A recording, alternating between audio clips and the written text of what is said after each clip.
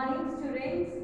Today we will start answer the following question in details. Chapter number 8 storm, winds and cyclone. Right? In previous lecture we already discussed about the 3-4 sentence answer. Now we will discuss about the answer the following questions in 3-4 sentence. Right? First question is, what planning is required in advance to deal with the situation created by a cyclone? हमें कह रहे हैं वो जो situation created होती है cyclone की, हमें उसकी एडवांस प्लानिंग क्या करनी चाहिए। यदि हमारे पास सिचुएशन क्रिएट हो जाती है, किसी साइक्लोन द्वारा कोई सिचुएशन क्रिएटेड हो जाती है, तो हमें एडवांस प्लानिंग करनी चाहिए, क्या क्या हमें करना चाहिए, वो हमने लिखना है इसमें। ठीक है, वो मैं आपको बता रही हूँ, इसका आंसर मैं आपको सेंड करूँगी, आपको मैं ओरली बता रही हूँ कि क्या क्या हम प्लानिंग करेंगे, क्या क्या हमें सोचना पड़ेगा, क्या क्या हमें करना पड़ेगा। ठीक है, हमें सबसे पहले मैनेज करना पड़ेगा, यदि हमारे पास एनिमल्स है, डोमेस्टिक एनिमल्स को, अपने व्हीकल्स को, अपने डोमेस्टिक थिंग्स को शिफ्ट करने में हमें सबसे पहले मैनेज करना पड़ेगा। ठीक है, क्योंकि जो डोमेस्टिक एनिमल्स है उनको तो भी मेरे को शिफ्ट करना है ना, मेरे पास यदि मैं उनको पाल रही हूँ, ठीक है, उनको भी शिफ्ट करना पड़ेगा, नहीं तो वो मर जाएंगे।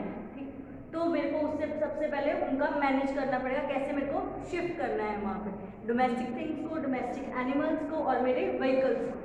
ठीक है, फिर मेरे को देखना है कि सारी मेरे को अपनी जो थिंग्स हैं, जो भी मेरे को चाहिए वो सारे पैक कर लेनी चाहिए। हमें रेडी रहना चाहिए कि हमें जो भी थिंग्स मेरे लिए ज़रूरी हैं वो सारी पैक कर लेनी चाहिए। ये नहीं उसी टाइम हम करेंगे, ऐसा नहीं करना चाहिए क्योंकि अपने प्लानिंग से चलना है। यदि हम उसको साइक्लोन से प्रोटेक्शन के लिए पूरी प्लानिंग से नहीं चलेंगे तो हमारी सारी जो थिंग्स है वो डैमेज हो जाएंगी। तो हमें रेडी रहना पड़ता है सारी थिंग्स को पैक करके।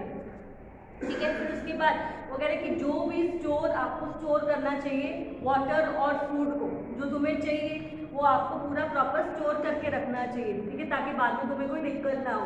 ओके, फिर वो कहता है कि जो तुम्हारी नेसेसरी थिंग्स है, जो तुम्हें चाहिए वो भी तुम्हें अपने पास रखनी चाहिए। फिर जो तुमने यदि यहाँ से यहाँ पे शिफ्ट होना है, ठीक है, तो कुछ आपको अपने पास इमरजेंसी नंबर्स भी रखने पड़ते हैं ताकि आपको किसी भी टाइम किसी भी पर्सन की ज़रूरत पड़ सकती है। जैसे कि पुलिस की ज़रूरत पड़ती है, फायर ब्रिगेड की, किसी भी टाइम पे हमें किसी भी थिंग्स की ज़रूरत पड़ सकती है, तो वो मेरे पास सारे क्या होने चाहिए, नंबर्स होने चाहिए। फिर यदि हम वाटर में हैं, ठीक है, यदि मेरे पास हम कई बार क्या होता है कि कुछ लोग जैसे मछुआरे होते हैं, फिशरमैन होते हैं, वो पानी में ही काम करते हैं, तो उनको क्या है पहले से ही प्लान करना चाहिए, उनको वहाँ उस टाइम पे पानी के अंदर नहीं जाना चाहिए। ठीक है, फिर जो मेरे इलेक्ट्रिक प्लग्स हैं, ठीक है, उनको मेरे को अनप्लग करना पड़ेगा। जो भी मेरे इलेक्ट्रिक प्लग्स होंगे वो क्या है मेरे को अनप्लग करके रखने पड़ेंगे। ये नहीं मैं उनको प्लग में डाल के रखूँगी तो क्या है वो मेरे को भी शॉक लग सकता है। ठीक है, ऐसे ही हमें क्या है कि अपनी नेसेसरी थिंग्स को, मेनली जो मेरे को ज़रूरत है, ठीक है, वो सारी थिंग्स को स्टोर करके रखना पड़ेगा। ठीक है, उनको पूरा सामान मेरे को बांध के रखना पड़ेगा, किसी भी टाइम हमें शिफ्ट होना पड़ सकता है दूसरे प्लेस में। ठीक है, जो भी मेरे को फूड वाटर की जिस चीज़ की भी मेरे को ज़रूरत पड़ेगी वो मेरे को स्टोर करके रखनी पड़ेगी ताकि मैं आगे उसको काम में लेके आ सकूँ। ठीक है, तो जहाँ पे मेरे को शिफ्ट होना है उस एरिया के बारे में मेरे को प्रॉपर नॉलेज होनी चाहिए। ठीक है, ताकि मेरे को जहाँ पे अब मैं एकदम से थोड़ा ना सोचूंगी कि मेरे को कहाँ पे शिफ्ट होना है, तो मेरे को पहले से उसकी प्लानिंग करनी चाहिए कि मेरे को किस एरिया में शिफ्ट होना है यदि ऐसी सिचुएशन मेरे लिए क्रिएट हो जाती है।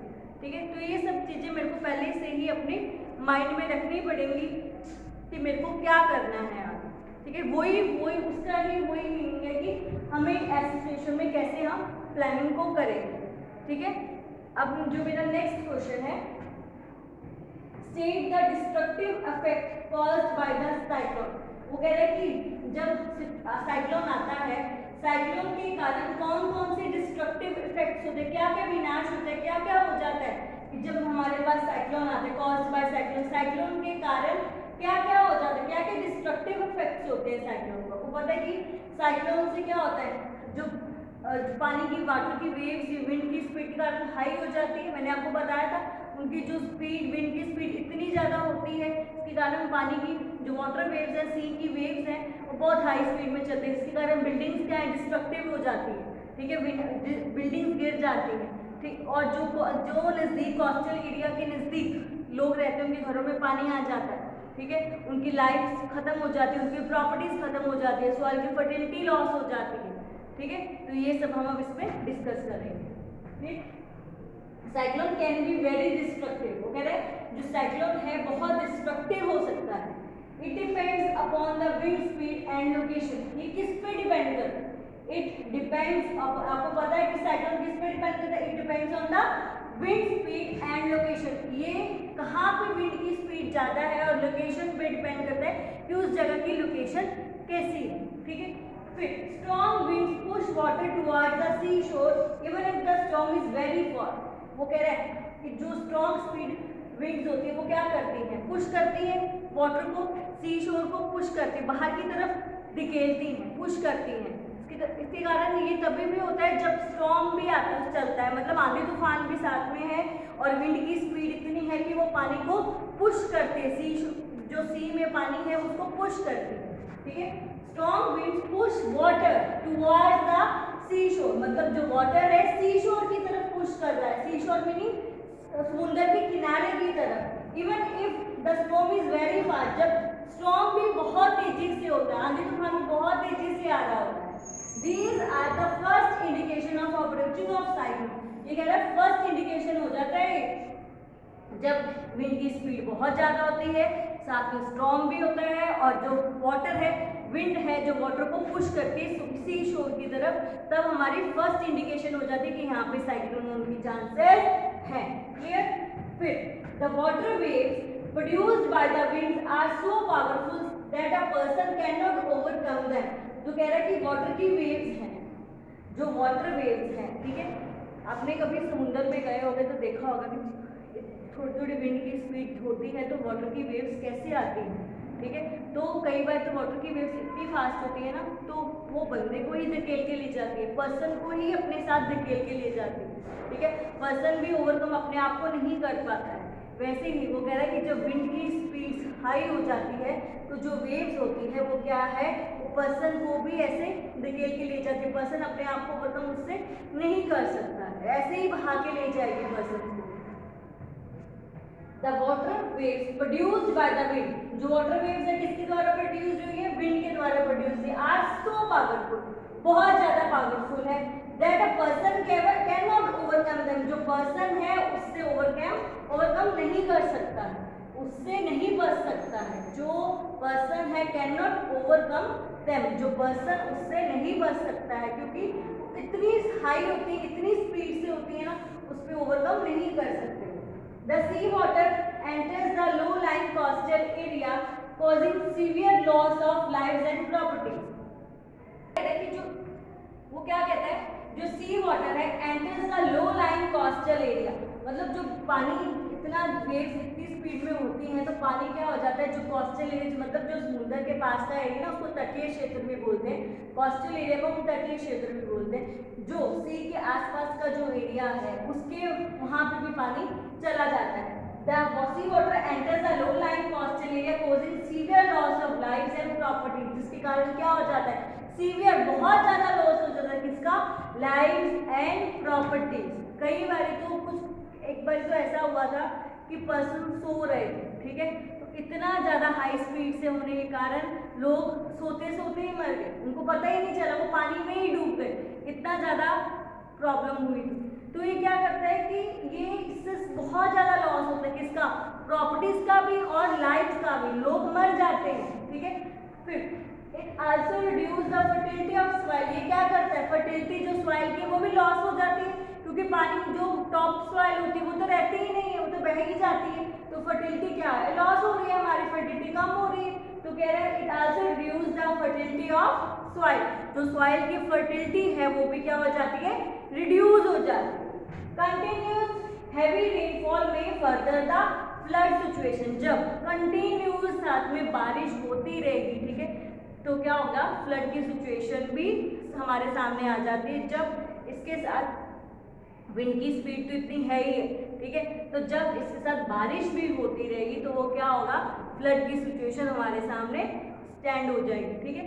तो इसमें क्या हुआ, इसमें क्या क्या हमने डिस्ट्रक्टिव देखे, एक तो हमारी सॉइल की फर्टिलिटी लॉस हो रही है, हमारी प्रॉपर्टीज खत्म हो रही है, हमारी लाइफ खत्म हो रही है, फिर जो हमारे सामने फ्लड की सिचुएशन भी स्टैंड हो सकती है। तो ये क्या है, डिस्ट्रक्टिव है, किसके कारण ये नाश हो रहा है, साइक्लोन के कारण, कॉज्ड बाय अ साइक्लोन, ठीक है।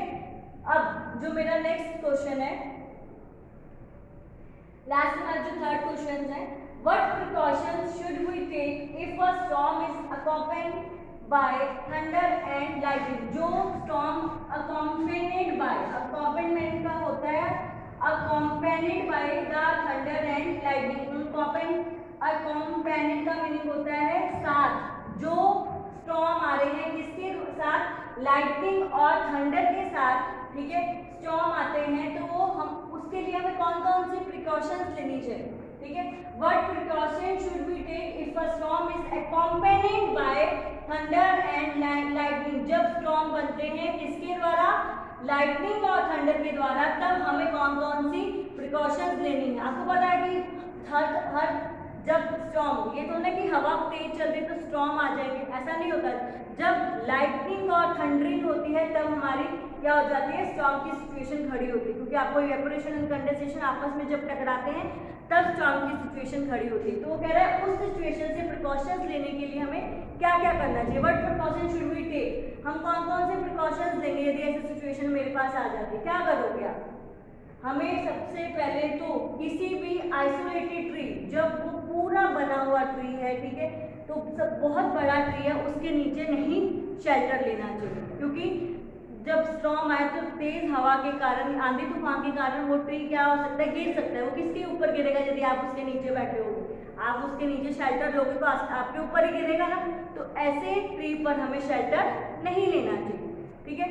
फिर वो कह रहा है कि आपको विंडो के नजदीक नहीं बैठना चाहिए, जब भी आपको ऐसा प्रॉब्लम आता है तो आपको विंडो के नजदीक नहीं बैठना चाहिए, और कोई भी मेटल शेड के नीचे आपको शेल्टर नहीं लेना चाहिए, ठीक है। फिर यदि मेरे पास कार है या बस है, उसके अंदर आप शेल्टर ले सकते हो, वो मेरी सेफ जगह है, ठीक है, वहां पे हम अच्छे से शेल्टर ले सकते हैं। फिर वो कह रहा है कि यदि आप किसी फॉरेस्ट के अंदर ही हो तो ऐसी प्रॉब्लम आ जाती है, तो आपको कौन सा प्रिकॉशन लेना चाहिए, तो वो कह रहा है जो स्मॉल ट्री है उसके नीचे शेल्टर ले लेना चाहिए, आइसोलेटेड ट्री के नीचे शेल्टर नहीं लेना चाहिए, जो स्मॉल है, ठीक है, उसके नीचे आपको क्या है, शेल्टर ले लेना चाहिए, ठीक है।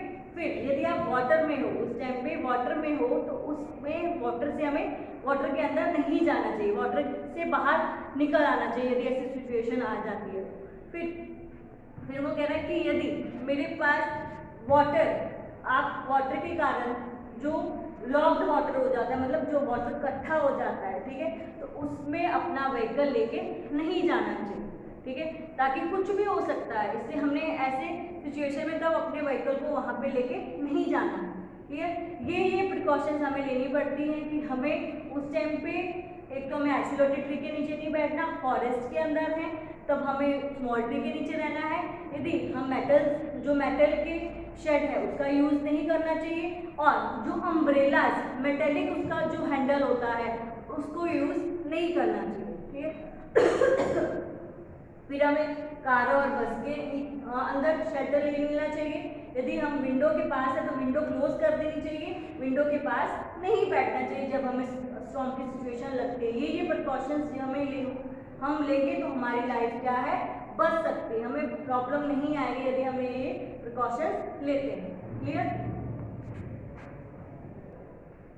तो यहाँ पे मेरे क्या है, हमारे डिटेल आंसर्स यहाँ खत्म हो गए, यहाँ पे मेरा चैप्टर भी खत्म हो गया। अब इसको आपको चैप्टर को अच्छे से रिवाइज करना है, बहुत इजी चैप्टर, कोई मुश्किल चैप्टर नहीं, सिर्फ आपको कॉन्सेप्ट को समझ, इसमें कॉन्सेप्ट है क्या, स्टॉर्म में क्या लाइटनिंग होती है, ठीक है, जहाँ पे इवेपोरेशन और कंडेंसेशन आपस में मिल जाते हैं वहाँ पे स्टॉर्म की सिचुएशन आ जाती है। फिर साइक्लोन की, जब विंड की स्पीड ज़्यादा हो जाती है तो साइक्लोन की सिचुएशन आती है, ठीक है। फिर उसके बाद टॉर्नाडो, आपको पता ही है, छोटा सा टॉपिक, इतना मुश्किल टॉपिक भी नहीं है, ठीक है, टॉर्नाडो की सिचुएशन में क्या होता है। फिर आपको कौन कौन से प्रिकॉशंस लेने चाहिए, मैंने आपको अच्छे से समझा दी कि आपको क्या क्या करना चाहिए, तो वो भी आप अपने से लिख सकते हो। इसीलिए ये चैप्टर को मुश्किल चैप्टर नहीं है, इजी चैप्टर है, इसलिए इसको आप अच्छे से साथ साथ लर्न करना ताकि आपको बाद में प्रॉब्लम ना हो। ओके।